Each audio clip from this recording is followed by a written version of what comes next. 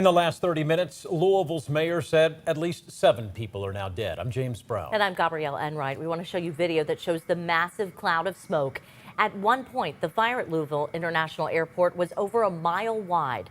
The smoke went as far as 10 miles away from the crash across the Ohio River. We have News Center 7's John Bedell live in Louisville tonight. John, the plane took off for Hawaii, but never got more than 175 feet off the ground today.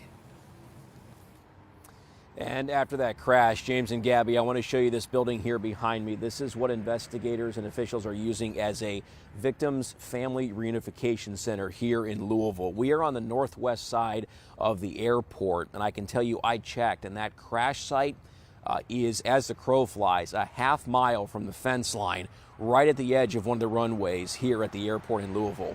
For some quick perspective, UPS is headquartered in Atlanta, but its largest air hub is right here in Louisville at the airport in this city. I want to show you some video from earlier. Kentucky Governor Andy Beshear called this a catastrophic crash involving this UPS flight. This plane was loaded with cargo and 38,000 gallons of jet fuel headed for Honolulu.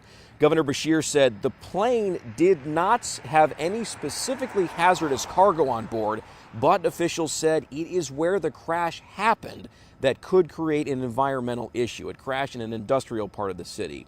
They aren't just dealing with the jet fuel spill. They say there are other dangerous, flammable, and potentially explosive materials at the crash site.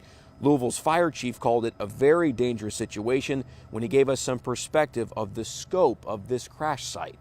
So we're talking about a very, very dangerous situation. The area that's affected on Grade Lane at Melton, and it's about a city block wide. You've got fuel recycling storage and some bulk fuel storage that's right there.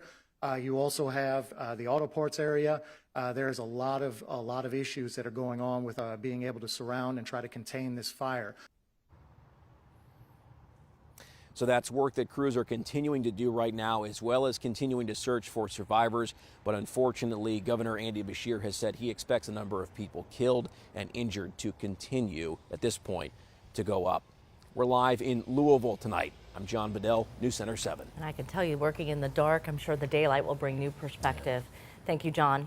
Well, News Center 7 mapped out the airport to give you better perspective on this breaking news story. The plane took off from this runway and only made it a short distance before the governor says the aircraft crashed into at least 2 businesses. Now, New Haven Companies, Seva Logistics, and Red Bull Distribution Center, they are all in the area. But again, the governor did not say that those businesses were affected by this. This is also a very big area for trucks and other shipping vehicles. And with this crash, News Center 7 Chief Meteorologist Austin Cheney helped us with the coverage as soon as we went on the air late this afternoon. Austin, radar picked up miles of smoke from that crash. Yeah, unfortunately, it was pretty wild what we were able to see on radars. Let me take you over to Live Doppler 7. We are using the Cincinnati Airport radar shooting in the direction of Louisville. And as we zoom in on the city, I'll show you where the airport is. It's right here in between the Watterson and Gene Snyder expressways. And you see that blip of green that shows up just after 5:15 p.m. That is smoke roughly 4,000 feet in the air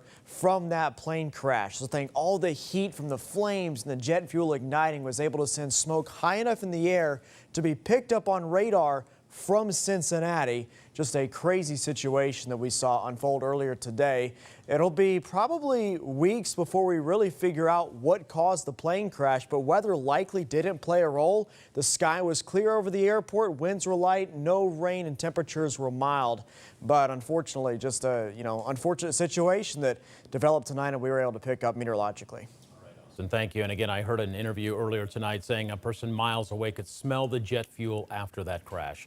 This is a picture right here of the plane which crashed. Investigators said it had 38,000 gallons of fuel and it was fully loaded with cargo. New at 11, we also heard from an aviation attorney in Atlanta. He flew cargo planes for several years. He talked about why takeoff is the most critical time for these kinds of planes.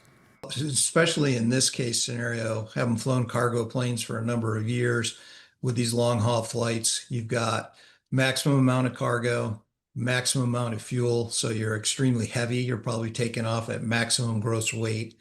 You lose in an engine, so you've got less thrust. And then you've got a fire that's probably causing problems with all your other systems.